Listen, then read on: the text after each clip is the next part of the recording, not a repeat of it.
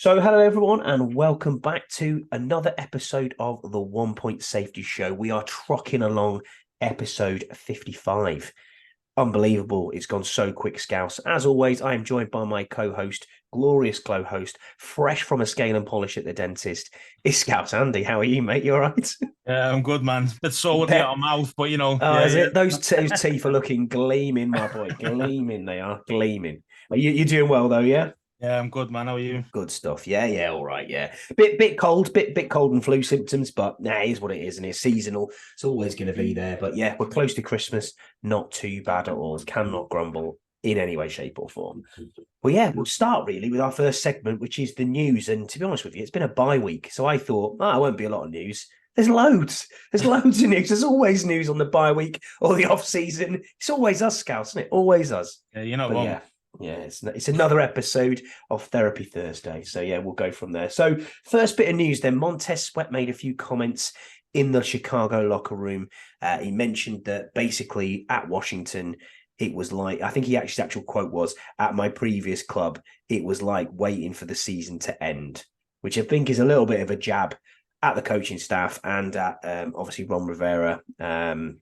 He did mention that Matt Eberflus as well was calling plays on the defense, and he said he'd never seen that before. You're going to say that, aren't you? If you've just been paid by another team, I think this is a little bit of. And he's bound to kiss Yeah, Eberflus's of arse at the course he moment, is, isn't he? He's because been given 90 mil, hasn't he? So that's what I'm saying. Yeah, exactly so, that. so If you he's got bound just to, got paid a big yeah, contract, he's it's not going to say, thanks, yeah, and scrapes and bows and all that's going exactly. to He's not happen, going to say, oh, isn't it? thanks Yeah. for that. And by the way, Ron Rivera's a better head coach. You know what I mean? Like he's not going to come out with that, is he? Do you know what I mean? So, No, I did um, find it. I mean, honestly though, but he's probably not wrong on what he's saying, he's though. not lying, is he? He's not lying. The No? guys in that locker room know that it's going to change dramatically at the end of the season, and that everything's going to change from top to bottom. We've known that for weeks. We knew going into the season And the players that knew. it was highly likely that Ron would be a lame duck coach, and it's turned out that way. And they're playing that way. The They are. players responding the same way, like Tez mentioned. We're Mm-hmm. playing just wanted the season to end, can't wait type thing. And I think Tez is if to be fair, saying that he's never seen a head coach call plays. If he stayed a couple more weeks, he'd have seen one do it. So There's nothing changed though, as the Scouts. That's oh, the that thing. nothing's So changed. No, but at least he would have seen it, for the first time in his career. I know. But yeah, man. Yeah, I mean, fair play to him. He's got his money. He's got his bag. But yes, leave us out your mouth now, mate. You know what I mean? We've left now. You've left us, so go away. I do. I wish him well. I wish him well. I mean, Yeah, I I do, honestly think 100%. I think he's going to do quite well over there. He is. He's already He doing is the well over guy there. now. He's He is already the guy doing well. now, though, isn't he? That's the thing. So, if you're the guy on a team like the Bears, you can make a name for yourself and be an absolute cult hero. And fair play to Montez Sweat. I really rated him over here. I thought he was very good, but Could have he been did have used better, moments. personally. I think he Yeah, could have yeah, been absolutely. more And that's destructive. that's the scheme, isn't it? As well, I to be think I honest. blame Del Rio for most of this problem. Still. So, still, yeah. In other news, with Jamin Davis, Jamin Davis has gone to IR with a shoulder injury. He needs shoulder surgery. The injury was sustained in the Miami game. He is out for the season, having an operation next week. So Speedy Gonzalez is off our team and away to IR. He's been replaced by Joshua Pryor. Maybe HMP Pentonville will be after him. I don't know.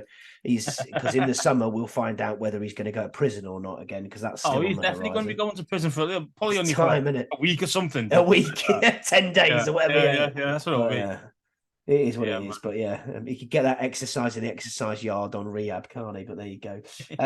Joshua Pryor has been called up to the 53 from the practice squad. He's a defensive end. So not sure why you swap a linebacker out for a defensive end, but we were just discussing before we started going here that we only literally have 4 linebackers left, and that just shows you the neglect for that position that's there.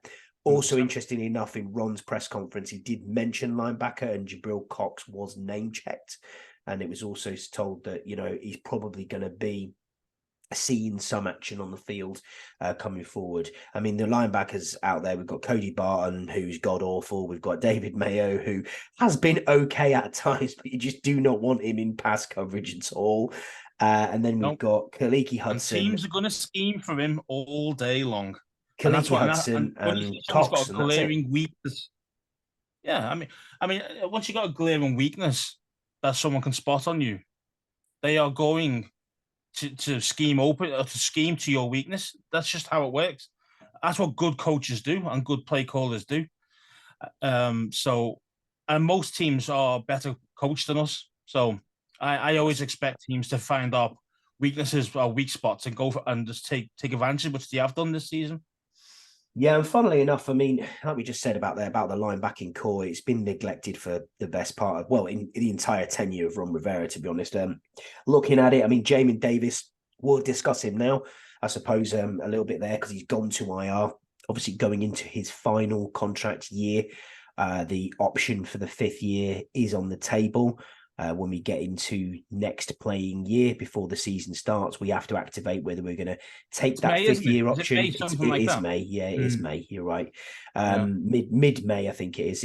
Like It 10th or was kind something. of around that. I don't know why it's sticking in my head, but But we'll have to make that. But then obviously that 5th year becomes fully contract and fully you know how much it is? guaranteed.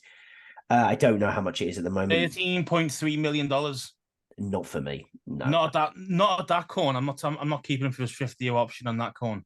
No. Simple as that. He's well, at the end of the day, it's another Ron Rivera reach, isn't it? And that's where we've seemed to have been That's for the the problem. last You see, if couple of Davis years. was like a 3rd rounder or a 4th rounder, then you could probably say, well, he wasn't a 1st round talent. He's a little bit slow between the ears type thing, and takes him a bit of time to get used to the systems and things. And then you kind of give him not a pass, but you kind of go, you don't hold him to a stringent criteria like you do a 1st rounder.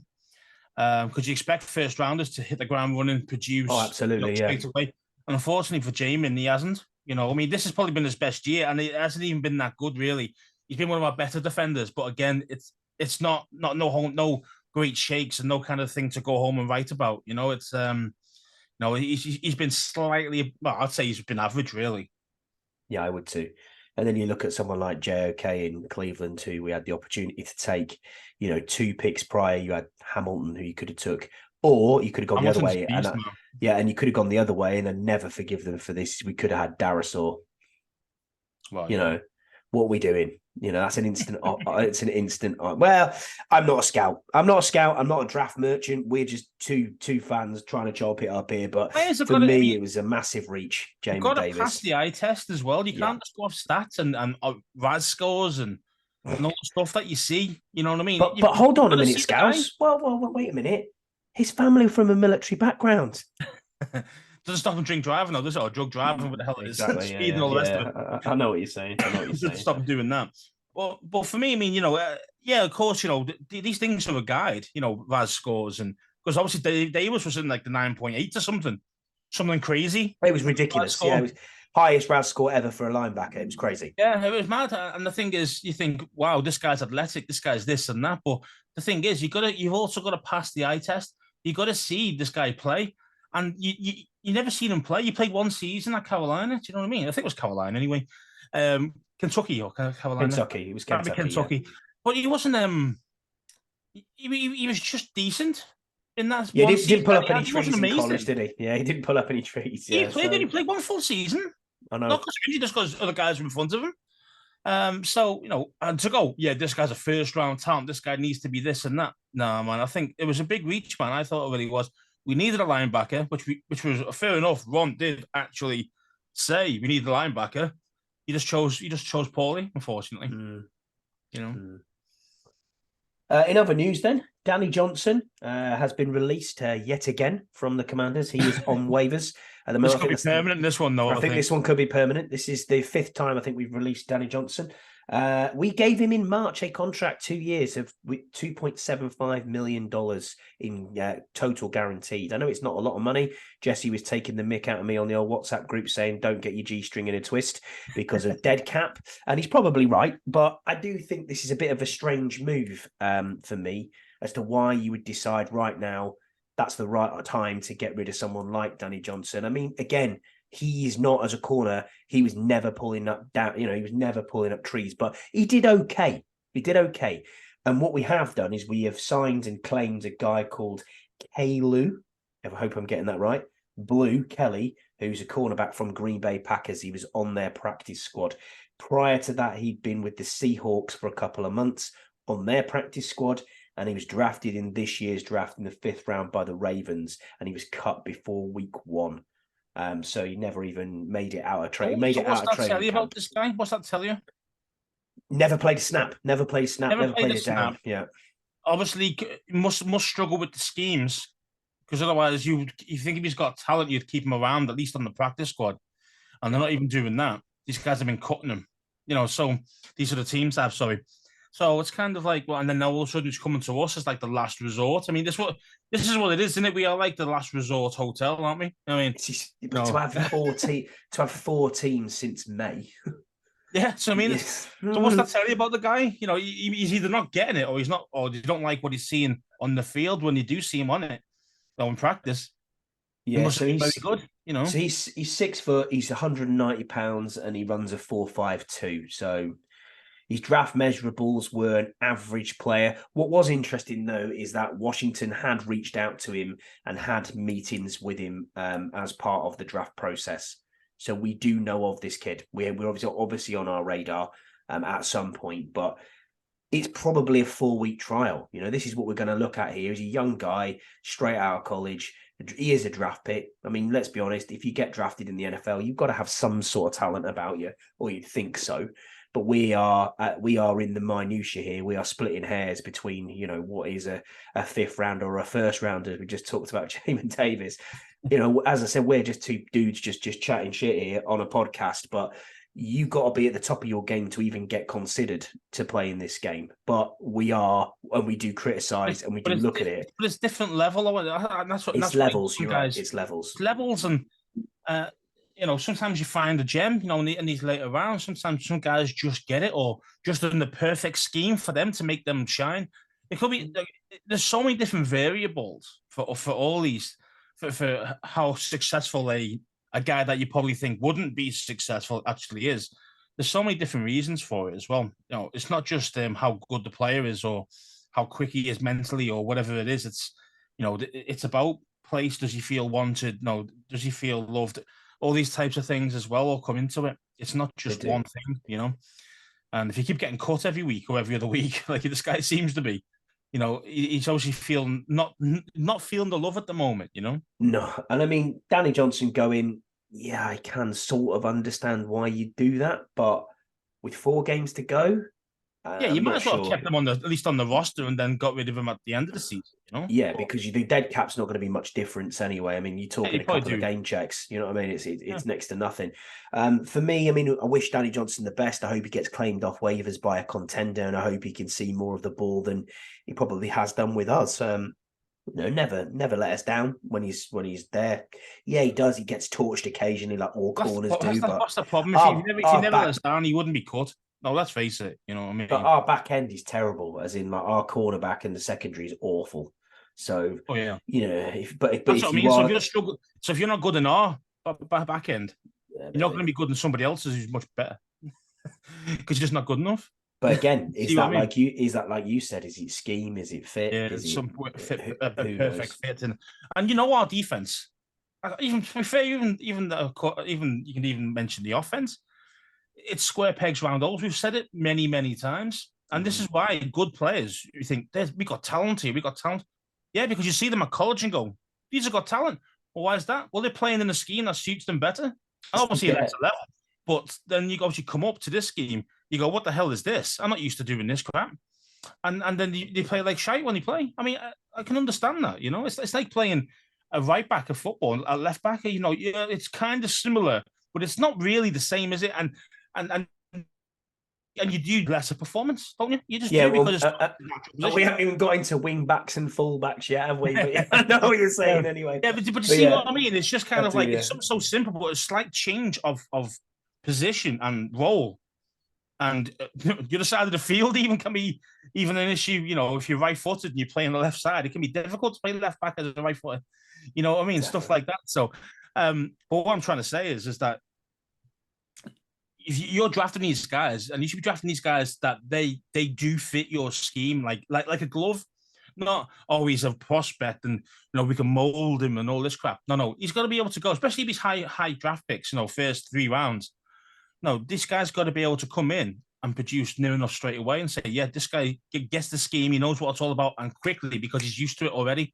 From like terminology slightly different, yeah, of course, but in general, they play the same kind of scheme. Is it zone scheme? Is it zone match scheme? Is it man scheme? Is it? See, I mean, all these different options. There's no point in getting a press man corner and playing him in coverage. What's the point in that? See what I mean? Like it's just playing guys in the wrong style, the wrong play, and the guys get burnt because at the end of the day, you're playing against elite receivers and good quarterbacks. You know what I mean? These guys are going to find that half a yard or that extra yard on you, and you're going to lose. You're going to get burnt. And that's what I couldn't understand with Del Rio with this what he was doing. I just couldn't understand it. That's a new one now. So we've had Scott Turner, which was a pound in the swear jar. And now we've got Del Rio, which will be a pound in the swear jar. You'll owe me a lot of money in a few weeks, Gauss. We might just put it together for the fund for next year for going to DC, but there you go. I don't want to pay it all. Yeah, I was thinking that. maybe. In other news, though, we've also had, which does affect us a little bit, and I'll get on to how it kind of affects us anyway, is the Washington Capitals and the Washington Wizards, who come under Monumental Sports franchise, which is owned by Ted Leonis, I think his name is. They are moving. They've announced that they are moving to the Potomac Yard facility in Northern Virginia. It's about 65 miles, I think it is, away. It's not far, or not even really that far at all. There's going to be a £2 billion pound investment. They're going to break ground. Dollars, should I say. They're going to break ground in 2025, and the hope is that they'll move in 2028. They were courted by the DC Mayor Bowser, who mysteriously on Tuesday found $500 million to find for them to keep them on site and try and keep them in Washington until 2052. But they declined that, and they've decided they're going to move down to Virginia, and best of luck to them. But obviously that leaves a space in DC, and looking at that council member, we don't get into politics generally on here, that's big enough, mate. Yeah, I know. I'm not saying the capital one. I mean, it's all right. It's nice, but it's small. Oh, it's tiny. It's tiny. I'm not saying that's not what I'm saying. But what I'm saying is because they've moved out and they won't be there. The only what we're going to have. What's the baseball team? The Nats. The Nats are going to be the only team. The dock, aren't they? They are. Yeah, they are. Yeah. So they're kind of going to be the only team, and the bloody football team at Audi Field, but only just. Oh, yeah. Soccer team. Yeah, if you want to be technical. But yeah, council member Charles Allen, who's a Democrat for Ward 6, said it's easy to get distracted by the shiny new ball that is the Washington Commanders. And obviously he was referring to Mayor Bowser trying to sweetheart us into going back to RFK, is what was posted in the Washington Post. So I think everywhere is still in play. I don't think that this is a game changer for us. I don't think it affects us enormously, especially seeing as we are the investment that has gone into FedEx Field. I mean, I didn't notice much investment the second time round we went this time. I mean, apart from, trying to hear the screens were a lot better. And the screens were a lot better. It was very, very loud. The tannoys, but all you heard was, give it up. That was about it. You didn't hear a lot at all. I mean, from the field level people who are trying to, welcome and introduce people on the field during plays or halftime or whatever, you can't hear any of that. You really can't hear any of that, no matter where you are in the stadium. But the noise was better. The facilities looked a bit better. It looked a bit decent. Club level was decent. So they have invested in, but also the ticket prices have gone, through the roof. Maybe that's something we probably need to talk about. Or did we talk about that last week? I can't remember if we did or we didn't. I told you about Tim's mate, didn't I? We did, yeah. So maybe that's where they're going to make their money back. But I still think everywhere's in play. Still think Maryland's in play. Still think DC's in play. Still think Virginia's in play. Obviously, we want to go back to DC. That is, the cultural, natural home of the Redskins football team, Commanders, whatever you became a fan of.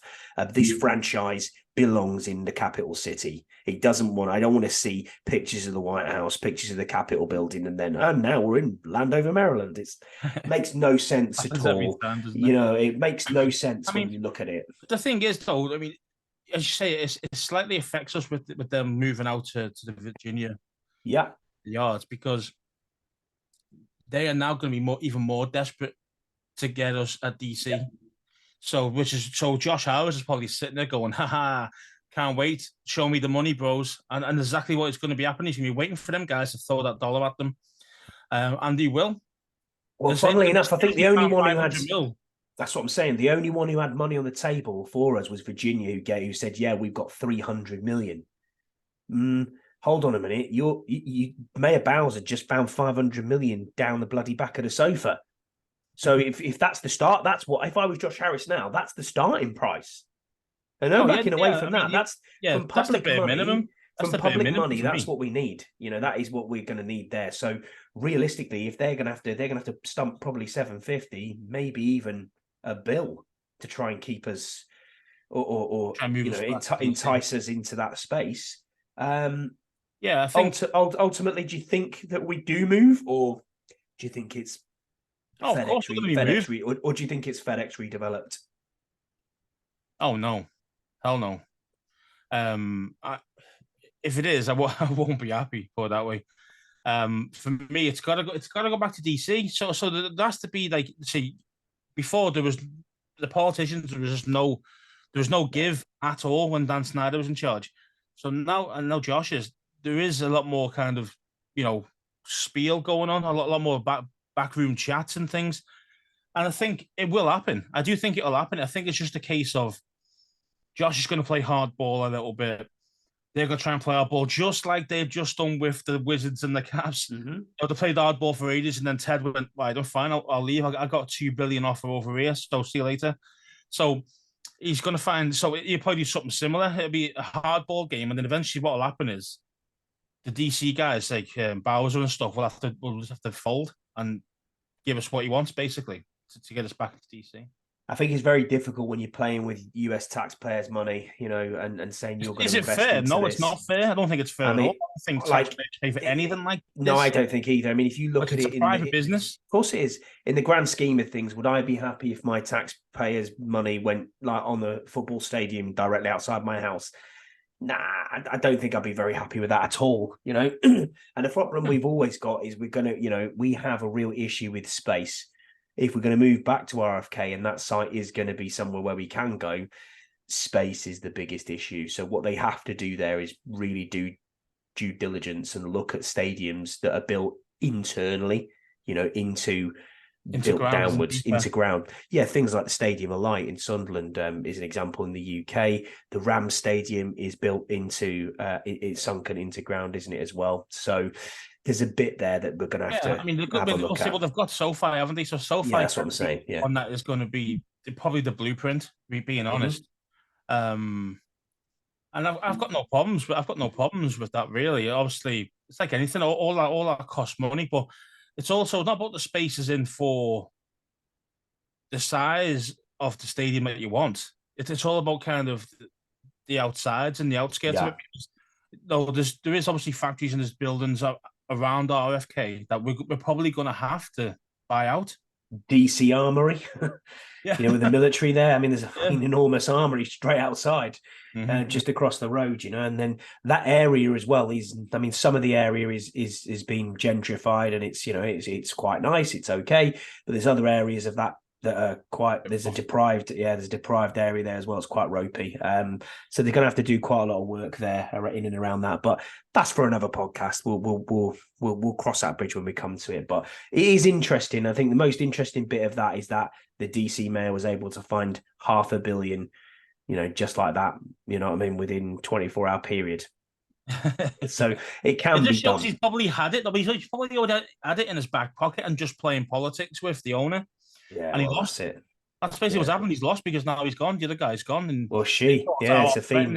But the thing is, as well, the thing is, as well, politics changes, and we've got an election coming up, so things are going to go crazy over the US. So this is going to take a bit of time. So nothing. It's on the horizon, but it's one to keep in your back pocket. If I was Josh Harris, it'll be probably the next presidential thing, won't it? I mean, whoever. Well, that's next year. Next year, I'm talking the year. I'm talking the next time, 2028. Oh, okay. Because that is when realistically we'll probably move into the stadium. To see what I mean around that time frame. Yeah. So there's going to be guys go, yeah, I'll get the skins back into the stadium, and I'll get it back into DC. I'll get it done, and I bet you that'll be part of somebody's kind of part of Yeah, his. it will be. You It'll know, be somewhere there. he'll It'll to be try and somewhere get along. votes. You know.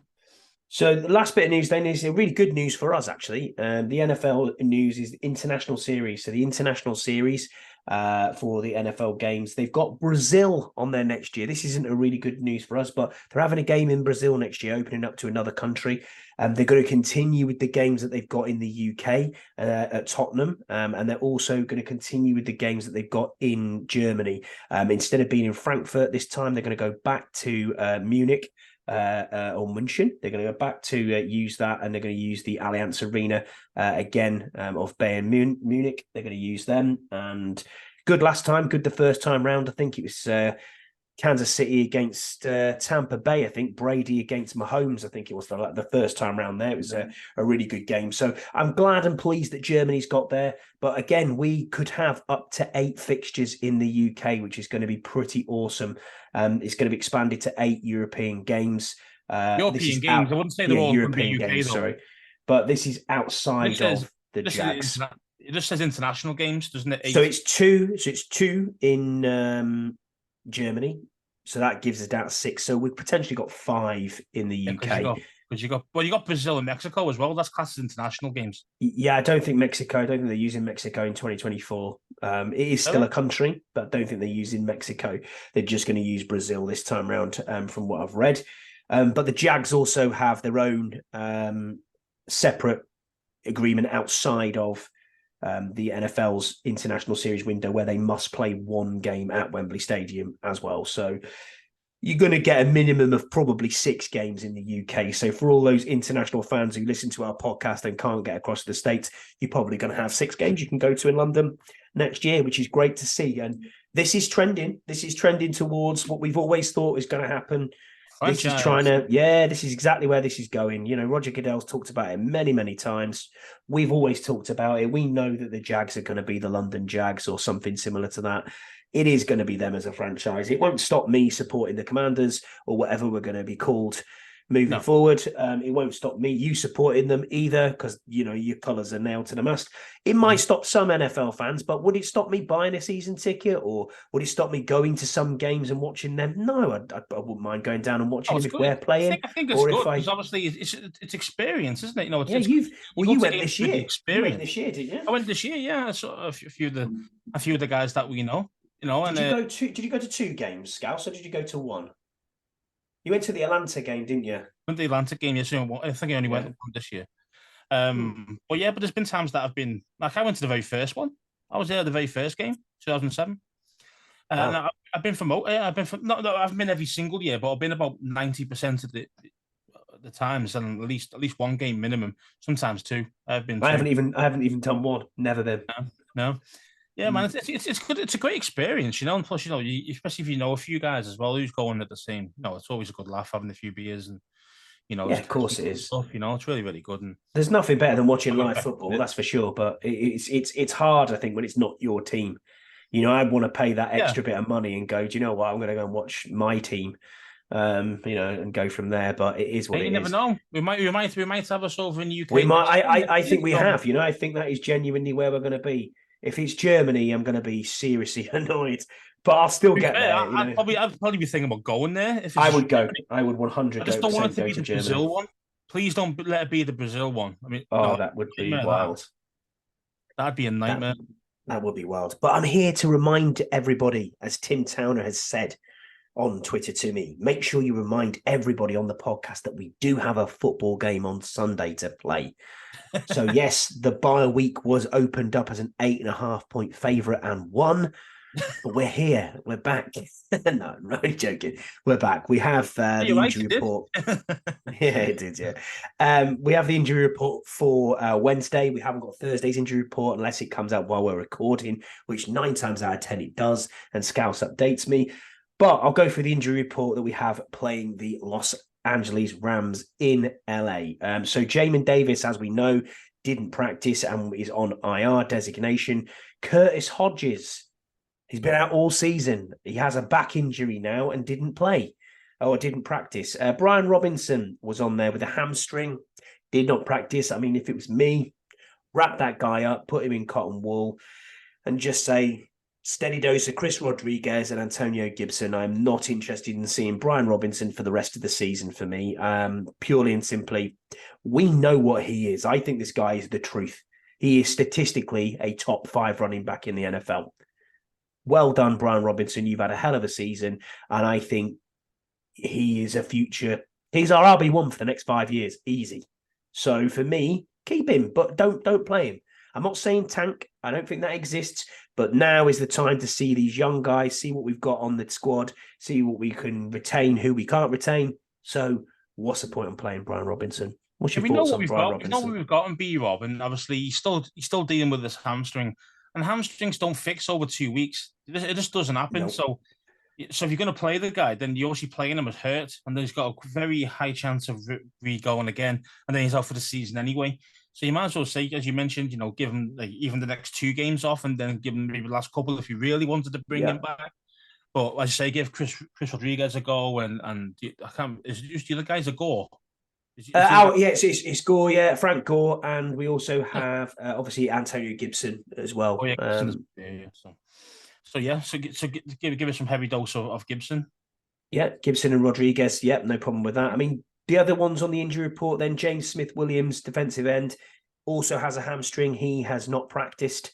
So again, wouldn't be surprised if we don't see him. We haven't seen him for the past few weeks anyway. The only worrying one... hamstrings. That's me about hamstrings. Yeah. It's all well and good having B-Rob. I heard that he was training on the outside of the pitch. Yeah, he was. Yeah, is what I heard. That's not... But that doesn't mean he's even near ready for contact and to sprint full and cut and all the rest of it. I don't think he's going to play. The only worrying one for me, Tyler Larson at centre. He has a knee issue, but he was a limited practice, so it doesn't look like it's I didn't practice at all. So it's trending towards that he will play.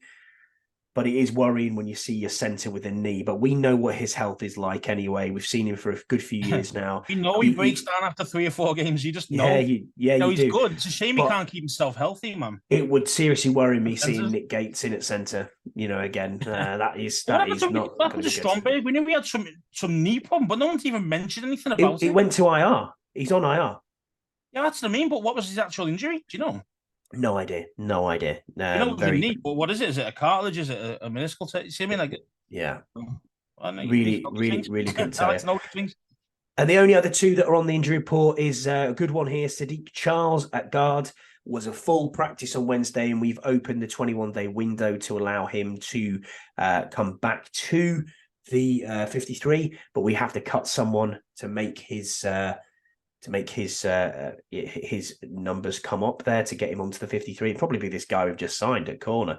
Here, you were here for a week. Thanks for your tryout. Bye. But I don't know. He had a calf injury, obviously, and was on IR and has been on IR for 5 weeks now. And he is a full practice. And Emmanuel Forbes also been on IR, short-term IR. I'm not sure if he did go to IR or if he was just injured. He's been a full participant in practice with his elbow injury, so he is trending towards being no problem at all, being a goer. So be interesting to see Emmanuel Forbes as well. Yeah, definitely for sure. I think he's full participant, so hopefully he'll be able to play fully healthy. I'm just reading here about Stromberg done for the year. This was only done like on the 11th of December, so it was only last week. Wow, okay. And it says here he's been out since week 8. He hit his knee against the Eagles on an extra point attempt. Cheers. And then basically he says he had surgery on his knee. Oh, okay. That's what it says, surgery on his knee. Even though he's placed an IR on the 7th of November. But he said Stromberg had surgery on his knee and is progressing well. That's all it says. So whether he's had... Hopefully, obviously, if it was an ACL, they would have said it was an ACL, wouldn't they? Do you know what I mean? Yeah, they would have done. So it'll just be some sort of cleanup, maybe an arthroscopy, that sort of thing. Cartilage tear and a meniscal tear, probably. And on the Rams side of the ball, Tutu Atwell, wide receiver, he's in concussion protocol and hasn't practiced. Did you see him get laid out? Yeah. That was a hit. It was a horrible hit. He won't be playing this weekend. That's a certainty. Rob Havenstein, who is a tackle, he's got a groin and didn't practice. And then these next ones are limited practice, and that's Tyler Higbee, tight end with a neck, Michael Honeck with a linebacker with a knee, Ben Skowronek, wide receiver with an ankle, and Quinton Lake, who is a defensive back with a hamstring. He was a full participant.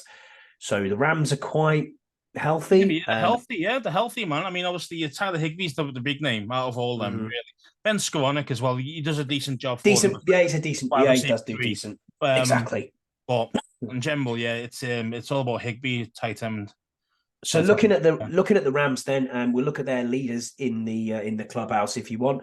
Matthew Stafford, obviously quarterback. He is 3,062 yards this year, 19 touchdowns, 9 interceptions, and 22 sacks. An overall QB average rating of 88.8. Been doing quite well, Matt Stafford. He's okay, not too bad at all. Kyron Williams, running back. He's the rushing leader. He has 801 yards. What's his? Sorry, bear with me 1 second. Yeah, he's got 7 TDs. He's got 1 fumble as well. And then receiving yards, it's the rookie wide receiver who they absolutely smashed out the park with Puka Nacua, 1,113 yards. He is ridiculous. He's got 6 touchdowns on the year, Puka Nacua. And then in the defensive side of the ball, it is Aaron Donald, as you would think, with 22 solo tackles and 6 sacks. And he's been injured as well. But he has been injured a bit. He's injured quite a lot. I just think to myself, I'm not too. He's just a game wrecker though when he plays. That's the thing. That's why he's so good. He is. And then the absolute standout for them on the field is Byron Young, who's a middle linebacker for them, 6'2", 250. He was a 3rd round pick back in fact off this year's draft, so he is a rookie. He's got 36 solo tackles, 6 sacks, 2 forced fumbles, and 1 interception. And what's he? He's a linebacker, and he's a middle linebacker, and he's a rookie, and the middle linebacker. Yeah. Yeah. So what's that tell you? That they know how to draft linebackers. Yeah. They know how to produce a good linebacker even straight away. Our guys, no. First rounders wasted. So what do you think then on this one then? Keys to victory. If we are going to have a victory, what are your thoughts on the game, Scouse? I'll let you break this one down. Keys to victory, man. I mean, yeah, you've got to keep their offense off the field. They're on fire at the moment. Their offense. Yeah. You've got to get in Stafford's face. You've got to make sure that Kupp and Nacua and we never even mentioned Cooper Kupp, did we? I mean, we didn't mention Kupp. Yeah, and he's one of the elite receivers, and it's just like, man, yeah, it's just a matchup nightmare for us. This one, it really is. Like you go across the board, our defense against their offense, we've got no players better than their players. Like talent for talent, man for man. I don't think we have. You could even be bringing our first rounders on that. I don't think talent for talent. I think if you go up like say Cooper Kupp, even against Cam Curl, who's excellent against like tight ends. I know he's not tight end, but those type of things, especially across the middle, and your Kupp does do a lot of slants. Kupp's still going to burn him because Kupp's just that good. Do you see what I mean? Like these guys are just better players. Yeah, I mean, if you look at their division as well, I mean, yeah, San Francisco obviously are the best team. It's arguable, but for me, they're the best team in the NFC. They are 10-3 for a reason, and they're top of the NFC West. But the Rams are on 6-7, and they've got 2 other decent-ish sides in that league as well. I mean, the Seahawks are no pushovers, and the Cardinals at times, yes, they're in rebuild, but they're playing games close. So that's not a bad league. You know what I mean? In the grand scheme of things, it's not a bad league. That Rams are hitting form. I mean, they were god awful the first. They were. Weeks. I mean, they were so bad. We're thinking that's a definite win for us. That, and then the stride, and they're in form at the moment, and we got them again just at the wrong time. And I think they're just going to give us a hammering. Yeah, it's going to be interesting, isn't it? It is going to be interesting. I mean, I say all the guys are healthy. The guys are healthy. Even Stafford's healthy. Before at the start of the season, he was rusty. You can tell. Last year he was injured a lot with his elbow, didn't hardly play. Yeah. You know, and then obviously he's got his rhythm back now, and as I'm saying, he's just going to carve us apart because we're not going to get any real pass rush to him. No, we Well, lost our pass rushes. you mentioned it there, Scouts. You said, look, pound for pound, man for man. When you look at the Rams against us, they're better than us in the way. Tim Town has put a question into his ear, and I mean, I suppose it segues into it quite nicely. He said, "We've got 5 guys on the team from the 2020 draft. Would you keep any of them? They're AG, Sadiq Charles, Kaliki Hudson, Cam Curl, and James Smith Williams." The only one from me. I know you love Cam Curl, so I'll let you go off on this one. You can. I mean, he's out of them 5. In fact, if you said you can only pick one out of them 5, 100% is Cam Curl for me. He is the glue of the defense. So for me, he's very important. Not had a good year though. He's had a terrible year. To be fair, mate, there's only so much you can do on your own when the other guys aren't playing properly. I understand that. You know what I mean? And he lost his partner in crime as well, early on, Defoe. So these things, don't help him. You know what I mean? And I think he's still pissed off he never got offered a contract. I really do. Probably. And he's probably not thinking, I just don't want to get hurt this season because that'll really mess up my next contract, which it would do. So and do you think we do keep him? Do you think we do re-sign him? Or is he going to walk to free agency? Because that's going to be quite an expensive contract. That'd kill me if you went on a free, on a free contract, and you didn't trade him for anything. But being that we can't trade him because at the end of his last season. But I mean, highly unlikely you could tag him. Highly unlikely, but it's something that is a possibility because there's no other guys that you think I need to keep this guy around. But for me, he's the only one. The other guys can go. Being honest, I mean, even Smith Williams. I mean, I don't mind Smith Williams. I think he's decent enough to kind of be a backup. But again, he's not going to win you anything. Do you know what I mean? He's not a Nick Bosa who's going to destroy teams at times and win the match on his own type of thing. We haven't got those guys. And he's just an okay, he's a decent player. He's not great. He's not awful, but he's not going to. He's a good depth piece. That's about it. I'm saying he's for a backup. He's all right. You know what I mean? So would I keep him? Possibly if the money's right, because he'd be quite cheap anyway. Being honest. Yeah. So I'd keep them 2, but the other 3 can definitely go. But if I had to pick one, 100%'s got to be Kel. Yeah, it'll be interesting to see. But yeah, thanks for that question. It's going to be expensive. His contract's going to be expensive. Mm-hmm. It's going to be probably around that 14-15 mil. I think his stock's dropped, as you mentioned. He hasn't played that well this year, and obviously our whole defense has been a joke, being honest. So it is going to hit his numbers a little bit, as in his contract numbers. But he's still going to get about 13 to 15 mil per. I think that's going to be about his rate. Yeah, I mean, well, back to the game. I mean, if we go back to the game, do you give us any chance of winning this game, or what? And what do you want to see from it, Scouts? I mean, for me, I want to see the youngsters. As I said, we can rotate at linebacker. We've got young DNs who can come in, the likes of Andre Jones, KJ Henry. We've got to see what we've got on this roster because we've talked about it. We talked about it last week. 26 players are a due contract at the end of this season, and this is basically going to be almost like an expansion franchise, for want of a better term, where we're going to see a brand new squad completely. I mean, and that is just to get to the 53. So at the end of the season, 26 people are out the door, see you later, never to return, potentially. But you've got to make that 90-man roster for training camp. So you're going to have to get pretty much 50 blokes in here, and that is going to be very, very hard.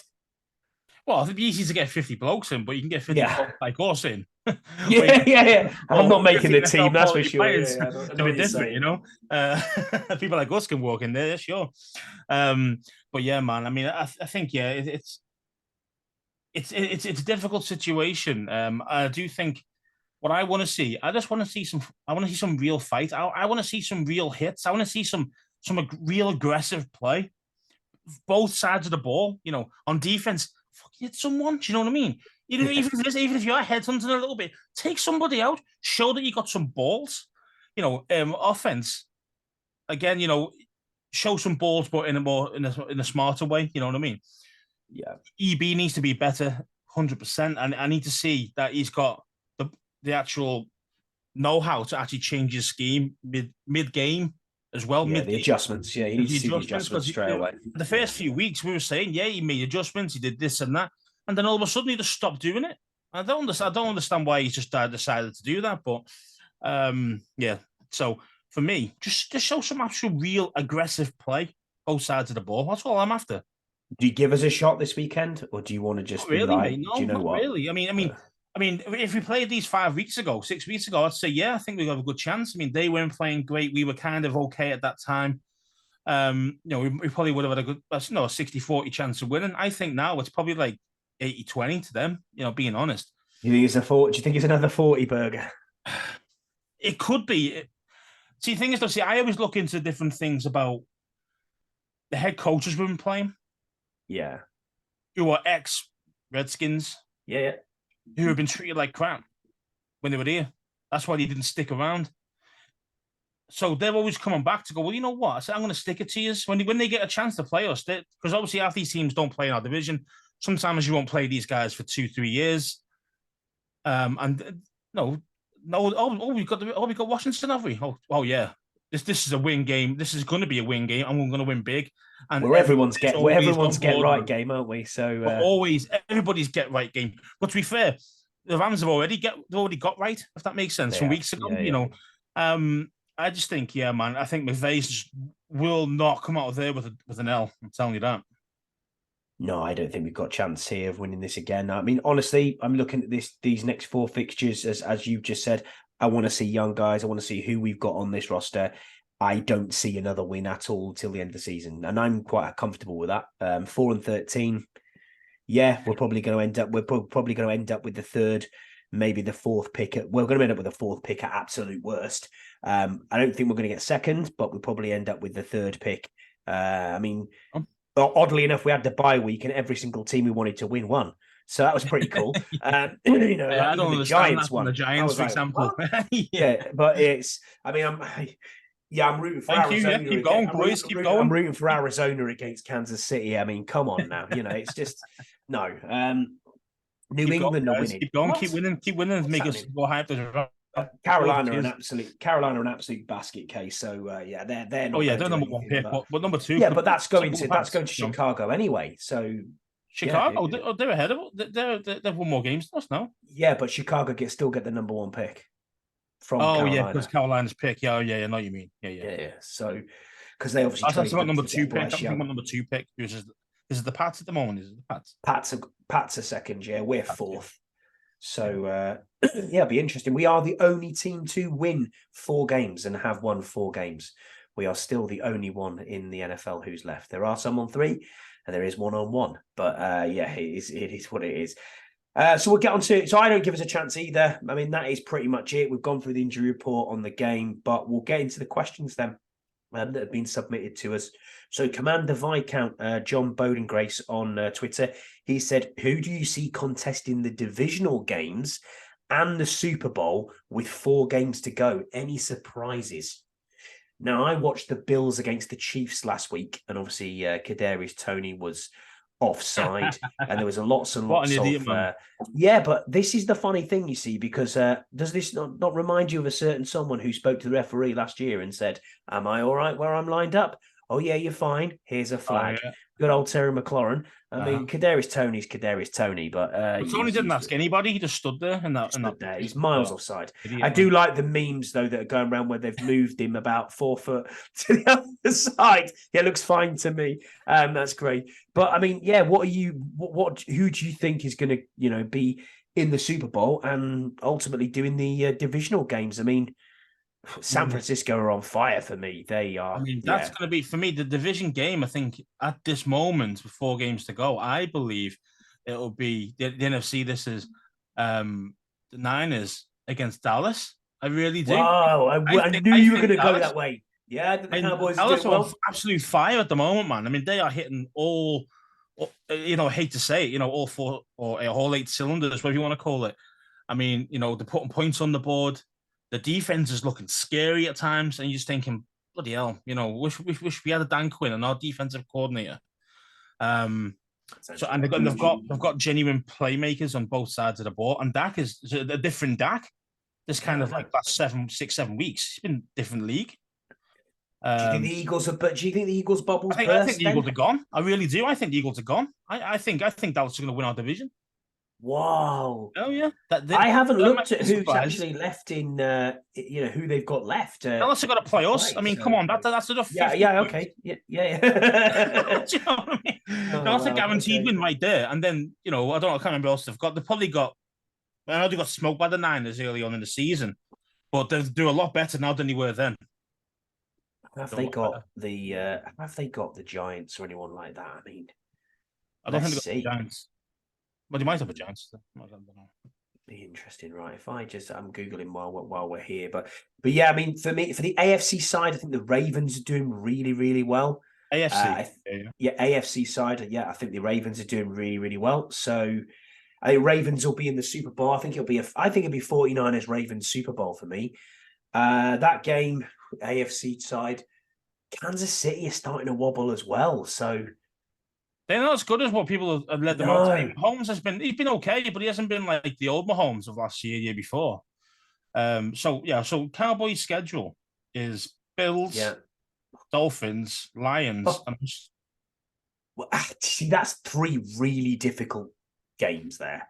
uh, I can see them beating. I can see them beating Detroit Lions.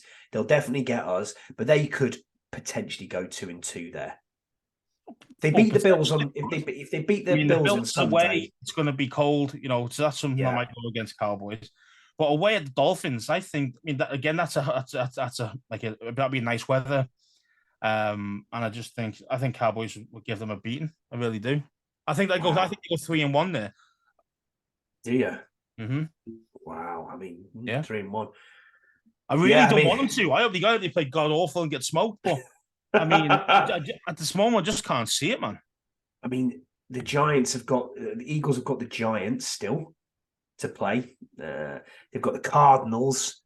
Oh, it's the Cardinals and the Giants back to back. Yeah.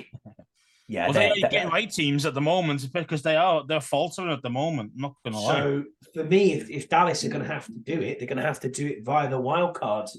Well, do they though? Because as I say, if Cowboys go 3-1, if they match the Eagles, the Cowboys win the division. Strength for schedule, yeah, 3. Well, that's 3 wins. Yeah, I mean they've got they actually got at this moment they've got the same record as the Eagles, 10-3. Yeah, they have. Yeah, you're right. And then They got the tiebreaker, I tiebreak on think. them. So Yeah, so it's as long as they match what the Eagles do, they've won the division. So true. and yeah, of course you could go 4-0. They could go 3-1. I mean, I think that's. I mean, who else the Eagles got? I think the Eagles only got 3. But I think they've only got 3 games left by the looks of it. they should have thought they played 13 games. Yeah, I mean, who've they got? Oh, Seahawks. It is. It's a Seahawks. So I mean, that is a way. If it's a way, Yes. that could be a challenging game for them. No, it's at home. Seahawks at home. I still don't think. I mean, I still think 3-1 for. I think Eagles will just mess up somewhere. I don't know who against. Maybe it might be Seattle. Oh no, I'm lying. I'm lying. It's because I'm looking at it in British here and looking at it English So wise. it's actually in Seattle. It's at Lumen Field, yeah. So okay, well that makes it more interesting. I think that game could be the one that they do blow. And I think Dallas go 3-1, so I think they win the division. Wow. Mm-hmm. Interesting time. So you think it's going to be a Cowboys and Niners. 49ers, and who are you saying is going to the Super Bowl then? The Niners? Niners. I think Niners just nick it, but I think just this time. Last time they murdered Dallas, but that made them. You can tell they look within from then, if that made sense. You know what I mean? Like, and they're a different team after that. After they got smoked, got humiliated by the Niners.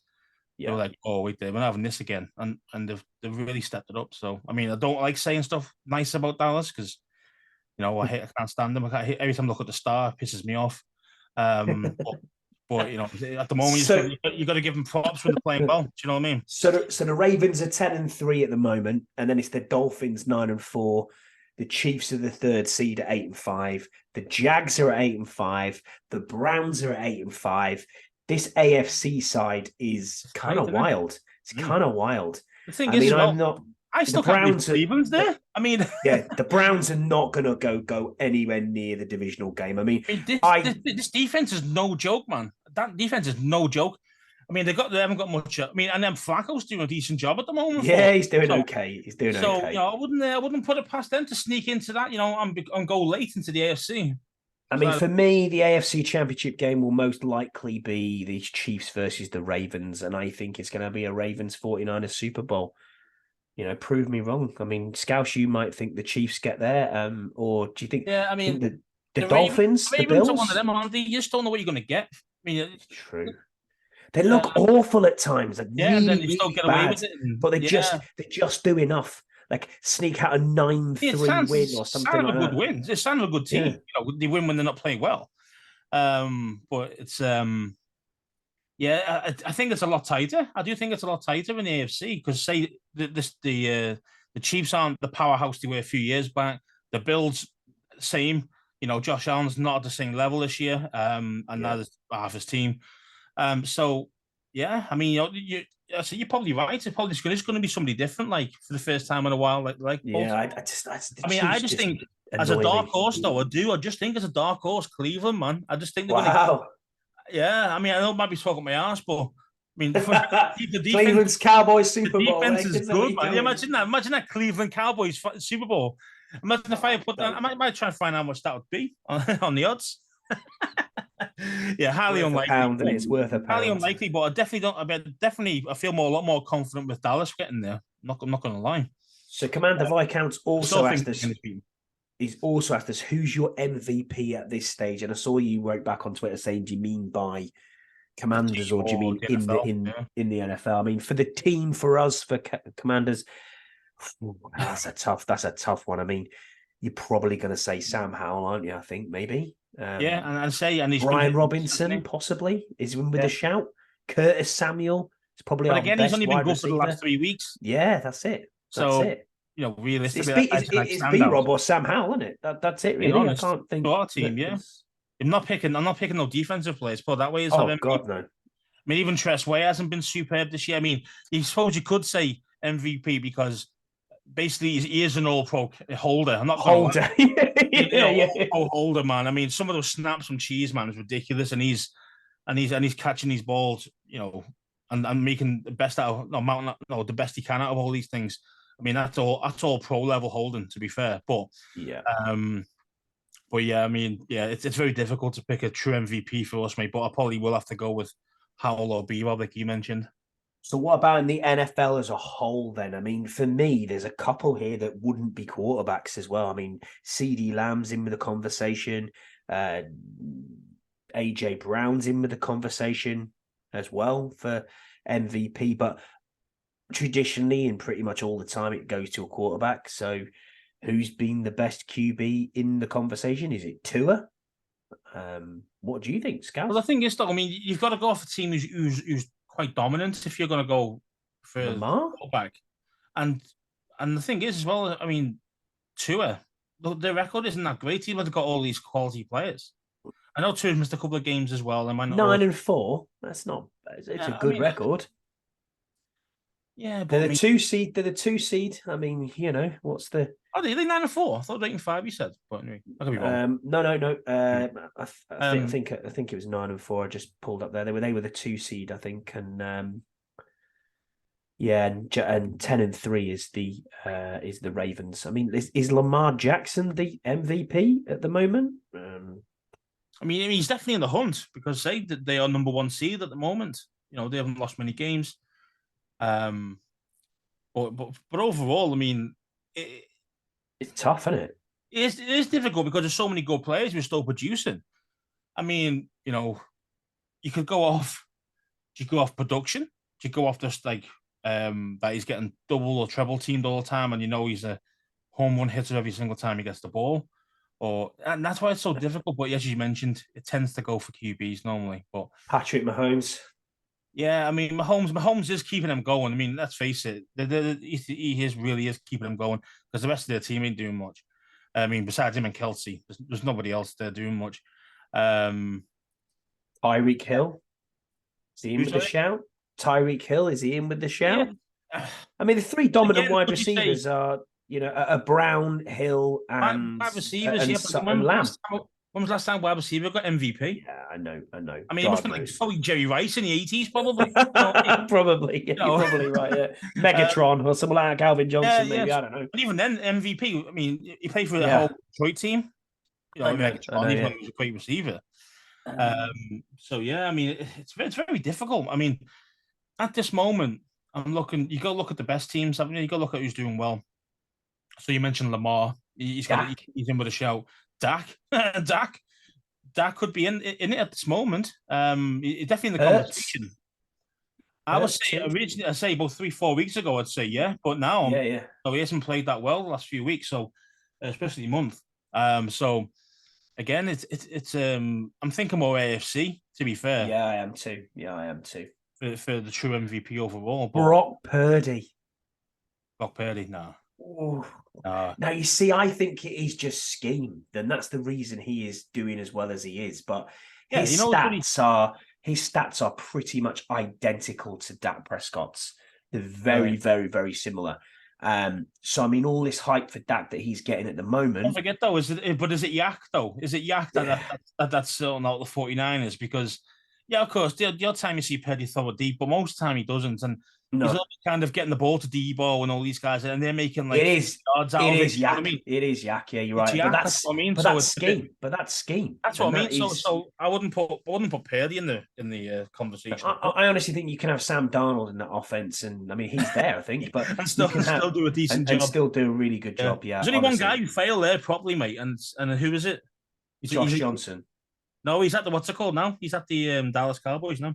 Oh yeah, it was Trey Lance. Yeah, Yeah, it's Trey Trent. Lance. Yeah, He's the only yeah, true yeah. So, flop that's been there for like since Shanahan's been there, really. I mean, even Garoppolo was all right for them when he was there, and yeah, I mean, yeah. like because the scheme was say was quarterback friendly. And look at how awful Garoppolo has looked at the Raiders. You know what I mean? It's just like, yeah, okay. That's what So, I mean, you know. So when you go to 49ers, you know, it makes a QB look better than they are because say mhm. the scheme works very well for, and you've got great guys, great players. You can, you know, yards after the catch is unreal. I mean, you know, you can just throw a screen and it goes all the way. No, that's not great quarterback play. That's just getting your guy the ball 10 yards away or 5 yards away and let the guys do the work. So that's why quarterbacks tend to get a lot of overinflated stats when you play for the Niners. So that's why I wouldn't put Purdy in, even though he's good and he's good at reading the game, you know, and he goes through his progressions quickly and correctly. But again, for me, no. I mean, CMC is a Yeah, good there's a great one at the shout as well. moment. Well done. I mean, I'm thinking, you know, every time he gets the ball, the moment he's going to the house. But again, I mean, there was that time running back got it. I mean, probably AP. You know what I mean? Yeah, you know when he was prime. It's difficult, man. It's always going to be a quarterback. But for me, at this moment, I'll go CMC. But realistically, it'll be a quarterback, which will probably be Lamar. yeah, you're Especially probably if they right go deep. there. Especially if they go deep, if they get the championship game, or as you mentioned, Super Bowl, the way you've predicted it. You know, he'd definitely be MVP then. So we've got a few more questions. Bring it back to the Commanders. Simon Thurston says, "Do you keep Bieniemy in 2024 or nah?" Yeah, I'll keep him. I'll keep him as a water boy. Are you done? Are you done with Bieniemy? Oh Have yeah, you 100%, seen man. enough? I've seen enough. I've seen him. He's not been able to. You know, he goes with these stupid scripted plays that don't work, and then he doesn't change it quicker. He waits. He goes, "I'm definitely going to keep doing my 15 plays, no matter how well or how bad we're doing." Blah blah blah blah, and then he tries to make changes that second half, which again doesn't even. It's too late then. You know, he's always like, for example, you start throwing the ball for like 100 times, and then all of a sudden we're down by 2 scores. Then he starts running the ball. Like, what's that about? You know what I mean? You know, he does it the opposite way around. He's like he's trying to outthink people, outsmart people, but the problem is it just doesn't work. You know, football Yeah, is only as easy as you make it think and make it actually look. And he's making it look way too more complicated than it needs to be. I So agree with that. I do agree with that. I think we've seen enough. I bye. think, bye. I think we've seen enough of AB. For me too. I think he needed to come in here and concentrate on being an offensive play caller, and that hasn't worked. And I think they haven't got on to what his level of coaching is now. Whether that, as we've talked about before, is personnel that he's got, whether they seem quotation marks here soft is not the answer, or whether they like to be coached hard is the other thing. I mean, we've seen certain little leaks here and there.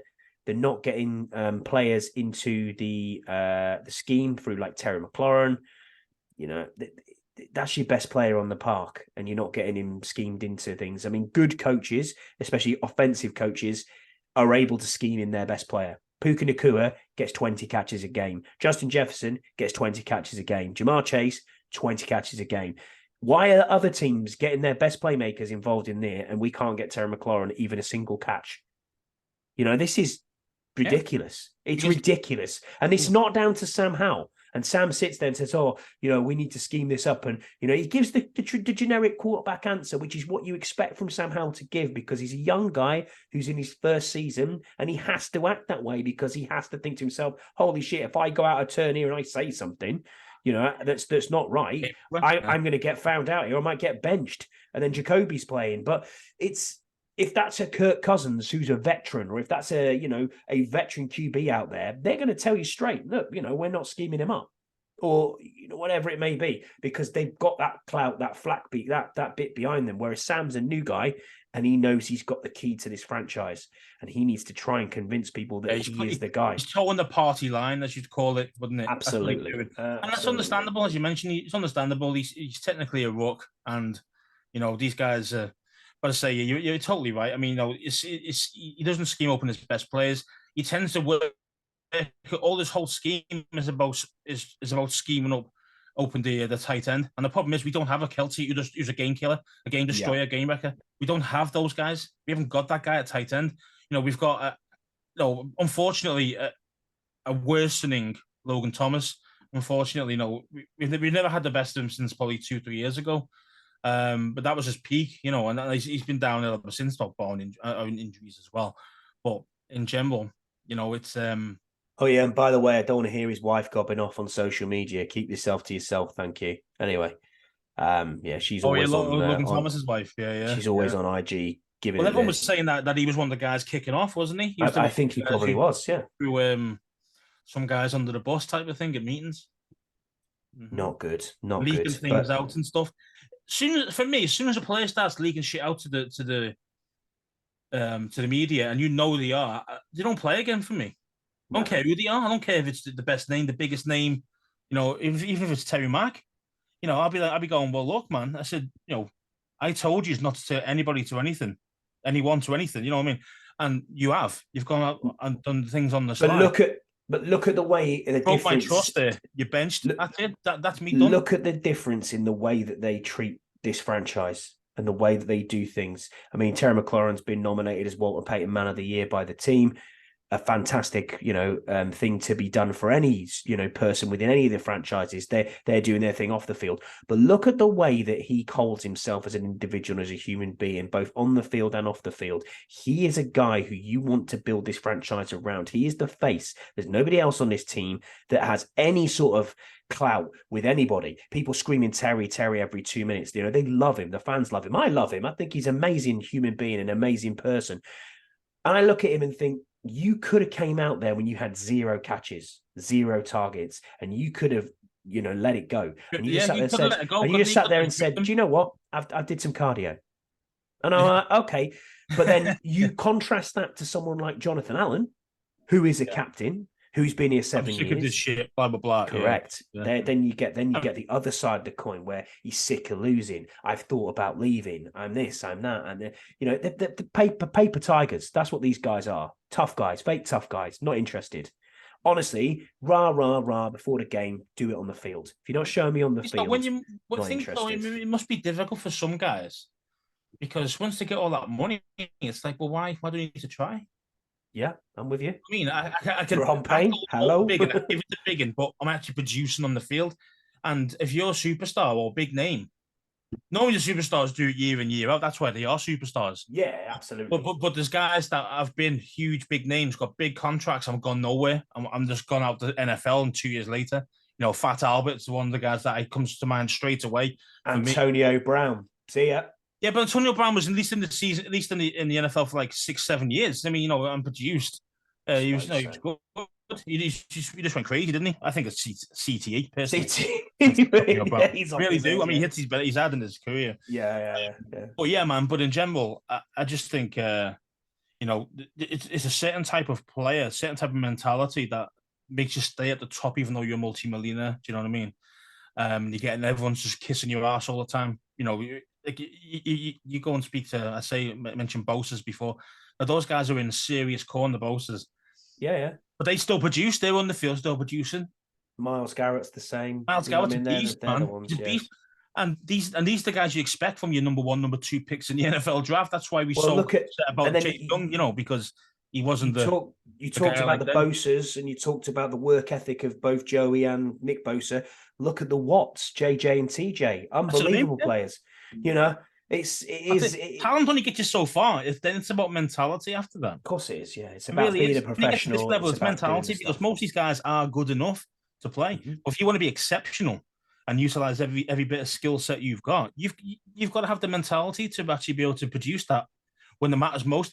That's why the big players always produce when you really need something, they pull out the bag. You know what I mean? That's the same with quarterback and the man, just like edge rushers or whatever. That's with quarterbacks as well. When you really need a big play, you pull it out the bag when they have to, even when they're not playing well. That's where the class stays. You know what I mean? Class is permanent. Form temporary. Actually, then you're right. Class is exactly. Form's temporary, class is permanent. Well done, Scouts. I like that. Clockwork on Twitter. He's True Commanders. He's asked us a question, and it kind of again seamless transition. You're doing this today, Scouts. Seamless transition. He says, "Do we keep some of the vets, or do we let them walk?" I mean, I don't want to let people walk, but we talked about this before. 26 players have got to go. Anyway. To be fair, I think most of the vets are actually going to be on contract. Yeah, and I think some of them are on contract. Yeah, you can't get rid of Wiley; it's too expensive. Mm-hmm. Charles Leno, you probably can get rid of if you want to save money against the cap. You're going to save yourself $7.5 million because he's due $15 million next year, but you're still eating $8.5 million in dead cap, which is a lot of money. Or do you just go, well, bollocks to it? Or do you go, bollocks to it, I'll pay him 15 million? No, not for me. I mean, I would rather save that $7.5 million because ultimately that and a little bit more is probably your draft class paid for. So where do you... That way, yeah. So where do you... Yeah, so from the vets, I mean, the vets who are going to be here guaranteed really on their contracts is Terry, it's Allen, it's Payne, and Allen's probably going to get traded. Being honest, and I would not be surprised if Terry goes as well. Definitely wouldn't be surprised. I mean, I think everybody's on the table. I think the only guys who probably won't will be Payne because his contract is just too high. And I think a lot of guys, teams will go, no thanks. No, we'll wait next year when it's like half the price or whatever it is. Where it works on the cap. Here's a question for you then, mate. Who do you say now? I mean, we said before we went into the season we had a talented team, and how wrong were we, man? How wrong were we? And we know it's going to be pretty much full rebuild. Who do you keep? We've had this question before, but who do you keep and build around on this team? I mean, is there anyone that you can actually 100% guarantee and say, you know what? Yeah, they have to stay. Because, I mean, Payne, only because of the contract, as you said, is probably one. Mm-hmm. Terry and John Allen potentially I reckon you've probably got about 5. I think you probably got about 5 guys that you can. I'm not including everybody each side of the ball. Sam Howell and B Rob probably, and that's about it. There would be Sam Howell, B Rob. Me, I'll go Cam Curl personally. I know. I'd still keep Tress Way. Yeah. And Terry. Them are 5. See what I mean? So like, there's no one really else I'd say, no, I'd love to keep this guy. This guy's got to stay. I mean, the other guys draft class, though, you're going to have to probably keep most of that draft class. You're not cutting the draft guys. So they're cheap. Yeah. So they're going to be there anyway. No one's getting cut from that angle. It's always going to be the guys, as you mentioned, the guys on the last year, the contracts who are going free agency. Yeah. It's going to be all them guys, and we might keep maybe 3 or 4 of them, but not like to build around, but just to have as bodies. So who do we keep? They would be my only 5. Yeah, I think you're right. And everybody else could technically go in my book. Even guys who want longer contracts, if we can trade them, someone wants them, fair enough. Goodbye. Don't be surprised to see a a John Allen or as such leave in the off season. I hope Terry doesn't go, but it is what it is, and I think a different offensive minded head coach and offensive coordinator ever comes in, or if the head coach is going to play call as well, I think they could scheme up Terry in a better offense. I think it's going to be a very important conversation. The new GM, new head coach / OC is going to be with Terry, because if I'm Terry, he's in the prime of his career now. He's like 27, 28. And he knows he's got 2 to 3 years left at the highest level. He knows that. Anything longer than that, you're doing really well after 31, 32 in the NFL as a wide receiver. So he knows that he's got his window's closing on can he actually win anything? Can he actually go deep in the playoffs? At the moment, he's had one playoff performance and he got beat. So, every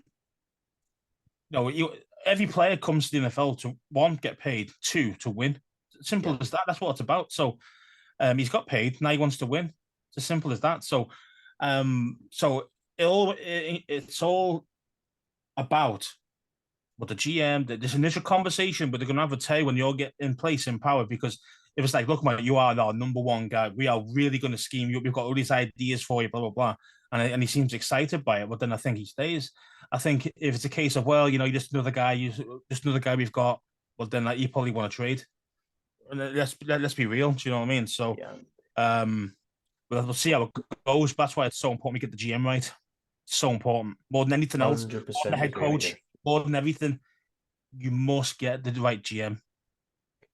Well, that about does us, Scouts, to be fair. Thank you for Simon, for Commander Viscount, Clockwork, Tim, all sending questions in.